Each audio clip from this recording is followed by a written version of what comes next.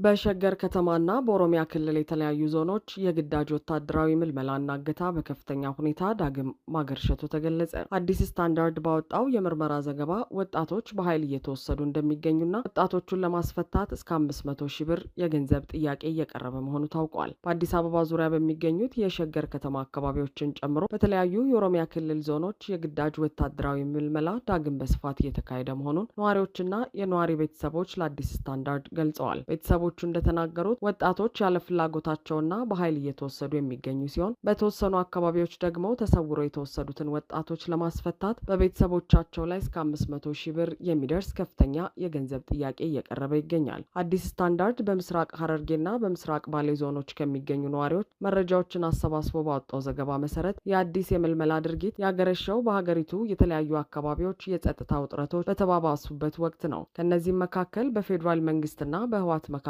እንደገና ያገረሸው ውጥረት፣ በአማራ ክልል በፌዴራል ኃይሎችና በፋኖ ኃይል መካከል ያለው ውጊያ እንዲሁም በቤንሻንጉል ጉሙዝ ክልል የሚታዩ አለመረጋጋት ይጠቀሳሉ። በምስራቅ ሐረርጌ ዞን የጭናክሰን ወረዳ ነጋዴ የሆኑ አንድ ግለሰብ ለአዲስ ስታንዳርድ እንደተናገሩት ታናሽ ወንድማቸው ወደ ድሬዳዋ ከተማ በመጓዝ ላይ ሳለ ለ3 ቀናት ተሰውሮ የቆየ ሲሆን በኋላ ግን ማንነታቸው ባልታወቁ አካላት ተደውሎ ለመከላከያ ሰራዊት እንደተመለመለ፣ ነገር ግን ለማስለቀቂያ 500 ሺህ ብር ከተከፈለ እንደሚለቀቅ ተነግሯቸዋል። ነጋዴው አክለውም እናታችን ታማ አልጋ ላይ ከዋለች 2 ዓመት ሆኗታል። ይህ ዜና ደግሞ ይበልጥ እያሳሰባት ይገኛል ሲሉ በቤተሰባቸው ላይ የወደቀውን ከባድ የስነ ልቦና ጫና ገልጸዋል። በተመሳሳይ መልኩ በምስራቅ ባሌ ዞን ለገሂዳ ወረዳ ነዋሪ የሆኑ እናት እንደተናገሩት በጅማ ዩኒቨርሲቲ የ2ኛ ዓመት ተማሪ ሆነው ልጃቸው በአርሲ ዞን አሶሳ ከተማ የሚገኙ ዘመዶቹን ለመጎብኘት በሄደበት ወቅት በኃይል ተወስዶባቸዋል። ልጃቸው በከባድ የኩላሊት ህመም ምክንያት በሮቤ ከተማ ሕክምና ሲከታተል የቆየ ቢሆንም ማታ ላይ በኃይል ተወስዶ አሁን ያለበት ቦታ እንደማይታወቅ አስረድተዋል። የግዳጅ ምልመላ አሰራር ከፌዴራል ጦር ሰራዊት በተጨማሪ በኦሮሚያ ክልል ጋቸና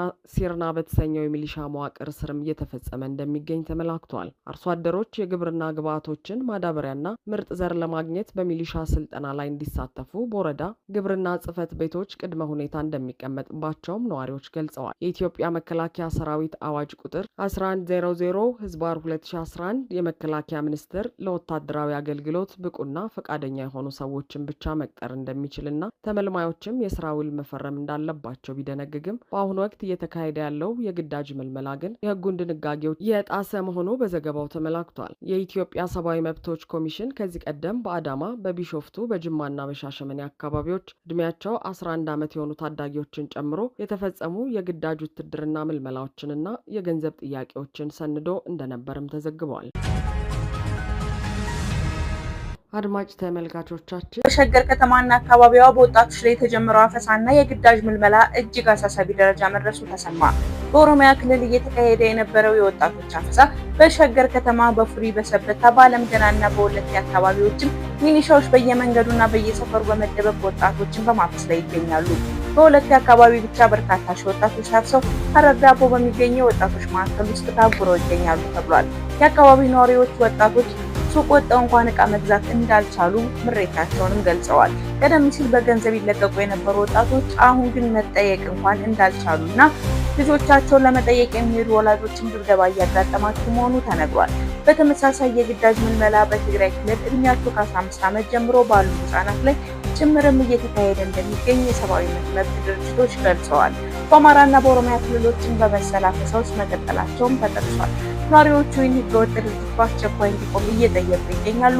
እናንተስ የአካባቢያችሁ ሁኔታ እንዴት ነው? አስተያየታችሁን ኮሜንት ላይ ያጋሩ። ወቅታዊና አዳዲስ መረጃዎች ለማግኘት ራዕይ ኒውስን ፎሎ ማድረግ አይርሱ። ስለ አዳማው አፈሳና ስለ መቀሌው ግፍ እስቲ እናውራ። ባይ ዘ ዌይ ጋይዝ፣ ይሄ አፈሳ ዓለም ውስጥ ከምታስቡ በላይ በጣም ኮመን የሆነ ነገር ነው። ለምሳሌ አንድ እስራኤላዊ 18 ዓመቱ ሲሆን ያው ገቢ ይሆናል ወደ ሰራዊቱ አይደል? አሜሪካ ወደ ኢራን እግረኛ ማስገባት ብትፈልግ ቀጥታ ነው አፈሳ የሚጀምሩት። ልዩነቱ እኛ ሀገር ውስጥ የሚደረገው አፈሳ ያው ሀገሪቱን የሚጠቅም ሳይሆን የሀገሪቱን ሀብትና ልጆቿን አውድመህ ማለት ነው ስታበቃ በኋላ ለመጨባበጥ ለመፈራረም የሚደረግ የእርስ በርስ እርኩሰት በመሆኑ ብቻ ነው። ባይ ዘ ዌይ ጦርነት በምንም ተአምር የማልደግፍ ሶስተኛው ሰልፍ ነኝ። ጦርነት አልደግፍም የምትሉ ከሆነ ኮመንት ሴክሽን ላይ ሶስተኛው ሰልፍ ብላችሁ ኮመንት አድርጋችሁ ከዛ ደግሞ ፎሎ አድርጉ እሺ።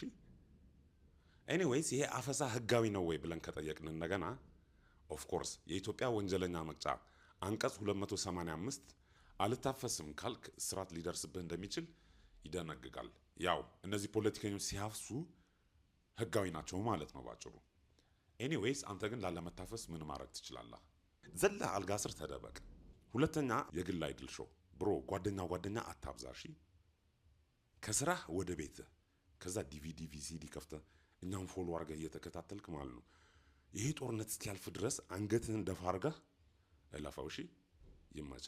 በአርሲና አዳማ በትናንትናው ዕለት ሚሊሻና የታፈሱ ልጆች ለስልጠናና ውጊያ ለመጫን በሚል በግዳጅ ትራንስፖርት መኪና እየያዙ ወደ ግዳጅ እንዲሄዱ እያደረጉ ነው። የቀበሌ ሚሊሾች ግዳጁን በመፍራት ከሚሰሩበት ቀበሌ እየጠፉ እንደሆነ ተነግረዋል። ይህም አስገራሚ ነገር ነው። ሚሊሻው በሰሜኑ ለሚደረገው ሌላ ውጊያ ክተት ተብሎ በኦሮሚያ ክልል ጥሪ ቢደረግለትም ከዛ እያመለጡ የታፈሱ ሌሎችም ጭምር አካባቢያቸውን ለቀው የሸሹ መሆናቸውን የአካባቢ እማኞች ለኤምኤስ አስረድተዋል። አሁንም ጦርነቱ እንግዲህ እንደሚቀጥል ብዙ ማሳያዎች አሉ። የራያ ግንባር አለ፣ በኦሮሚያ ክልል ሌላ ግንባር አለ።